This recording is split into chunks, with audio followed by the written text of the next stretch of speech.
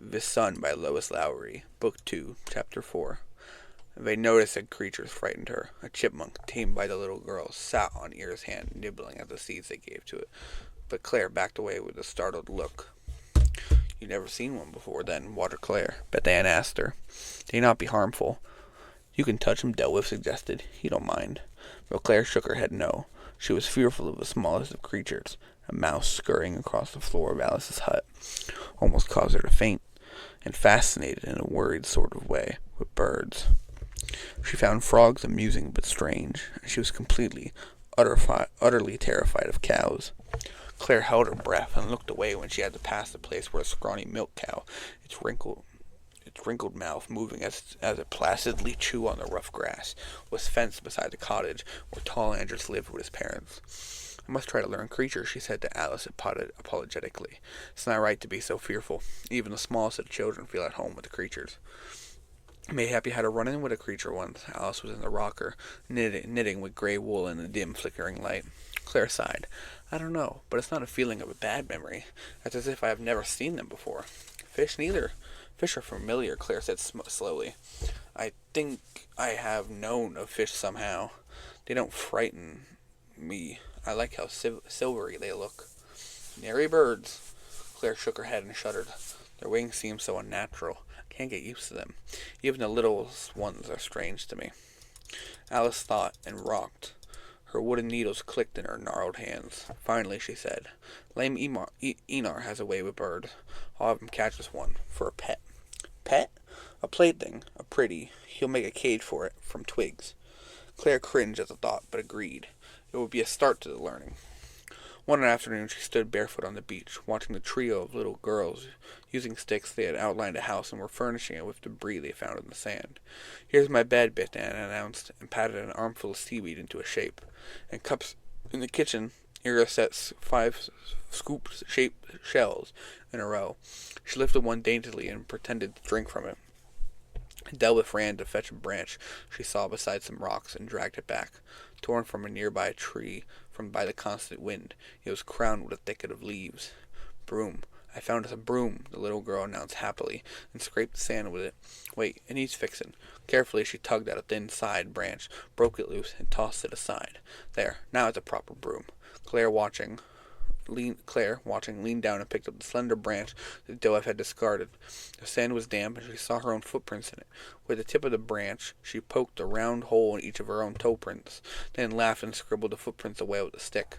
A gentle surge of sea-water moved in silently, smoothed the roughened sand, and receded. She leaned forward and wrote the first letter of her name, C, then L, and A. But a foamy inrush of sea-water erased the letters. Claire moved back slightly, farther from the sea's edge, and began. Claire. Claire, she wrote. "What be that?" A shadow fell across her letters. It was Beth Ann looking down. "My name." The little girl stared at it. "Would you like to do your name beside it?" Claire offered her the stick. "How?" she asked. "Just make the letters." "What be letters?" Claire was startled at first. Then she thought, "Oh, they haven't learned yet." She had a sudden image of herself learning, of a teacher explaining the sounds of letters. There was a place she had gone, a place called school. All children did. But she looked around now, at the cliffs and hills and her huts, at the sea. She could see the boats bobbing in the distance, and the men leaning in with their nets, and she was uncertain. "Will you go to school soon?" she asked Beth Ann. "What be school?" She didn't know how to answer the child, and maybe she realized it wasn't important. 6 letters, they made a name. What did it matter? She looked again at the word she had written, then erased it with her own toes, stamped the sand firm, and tossed the stick into a pile of glistening kelp nearby. Alice had sent old Benedict to ask the favor of lame Enar. Not long after, slow on his ruined feet, the young man made his way laboriously down from his hut on the hillside, carrying the twig cage on his back with the bird inside. "Here it be," he told Alice. Enar was not one for talking. His failures had made him a recluse. People remembered the vulnerable boy he had once been. Though he had stolen from his father, they forgave him that. His father had been a harsh and unjust man, that he had climbed out. Many admired, for the cliff was steep and jagged, and the world beyond unknown. Few had the courage that Enar had had. They regretted his failure, but they welcomed his damaged return. Enar, though, had never forgiven himself. He lived in self-imposed shame and stayed mostly silent. "It sings," he said. He leaned his two sturdy sticks against Alice's hut and hung the cage on a tree branch near the entrance. He watched for a moment until the carefully crafted perch inside stopped swaying and the little finch stilled the nervous flutter of its bright-colored wings. Then lame Enar took up his sticks again. He righted himself between them for balance and went slowly away. The bird was chirping when Claire returned from the beach, carrying her sandals. She stopped in surprise, looking at the cage and the bird within. "It can't get out, can it?" she asked nervously. Alice laughed. "Were you to take it in your hand, child, it would tremble in fear. Have you never been near to a wee bird before?" Claire shook her head no. "You'll feed it each day, seeds mostly, and some of the bugs from the field." "I don't like the bugs," Claire whispered. It'll help when you learn them. Fear dims when you learn things." The bird chirped loudly and Claire jumped. Alice laughed at her again. Claire took a breath and calmed herself. She went closer and peered into the cage. The bird tilted its head and looked back at her. "It should have a name," Claire said. "Name it then. It be yours." "I've never named a single thing." Alice frowned and she looked at Claire with her squinted eyes. "Do you know that, then?" she asked. Claire sighed. "I feel it, that's all." "Naming is hard. Someone named you once." Claire looked away. "I suppose," she said slowly, then turned her attention again to the cage. "Look, it cleans itself," she pointed. The bird had raised one wing and pecked fastidiously at its feathers beneath. "Isn't that a lovely patch of color on his wing?" She hesitated, then asked, "What is it called?" "I know red. You taught me red from the berries. It's a pretty red there around his eyes. But what is that bright color on his wing? I can't think of its name." Alice was troubled by this, for she knew by now that the girl was clever and filled with knowledge of many things, but she seemed lacking in so many ways, and the realm of colors was one. The names of the various hues were one of the first things small children learned. Yet when Alice had sent Claire on a simple errand some days ago, asking her to fetch some jewelweed, which Alice needed to treat a painful poison ivy rash on one of old Benedict's grandsons, Claire had not known how to find the flower that grew in such profusion by the stream. "The bright orange blossoms," Alice reminded her. "We gathered some the other day." "I forget orange," Claire said, embarrassed. "We gathered several things that day. What does orange look like?" And now she could not name the color that decorated the wing of a little singing finch.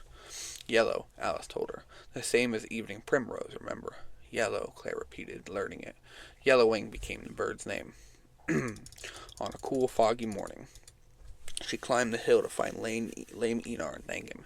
It had taken a while to accustom herself to the bird, and her fearlessness around it, but now it hopped to the side of the cage when she brought seeds to it in a little shell dish and waited, head cocked. While she set the dish down, it would have hopped onto her finger, she knew, if she had held it still and waited, but she wasn't ready for that, or for the feeding of live insects. The little girls took on that task, happy to find beetles and hoppers in the grass and bring them to Yellowwing. She found Enar near his hut. He was seated on a flat rock, cleaning a wooden bowl, scrubbing the cracks in the rounded poplar with a rag dipped in fire ash.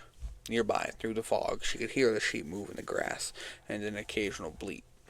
She approached the young man. She was nervous, not to be with Enar, who was always silent and unknowable, but because of the sounds of the animals. He was startled to see her, and lowered his eyes to the bowl. Had he heard her coming, he would have fled into the fog and disappeared, but Claire had been silent, appearing without warning from the swirling gray mist, and his maimed feet made it impossible for him to jump and run. "Good morning," she said, and he nodded in reply. "I came to thank you for the bird," she told him. It's not but a bird," he muttered.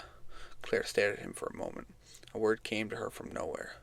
"He's lonely," she thought. "People say he's angry and hermit-like, but it's loneliness that afflicts him." She looked around and saw a log nearby. "May I sit down?" she asked politely. He grunted in assent and scraped some more at the spotless bowl in his hands. "I know it's just a bird," she told him, "but you see, I have been afraid of birds. They're strange to me. I don't know why. And so a little bird you brought me, I call him Yellowwing."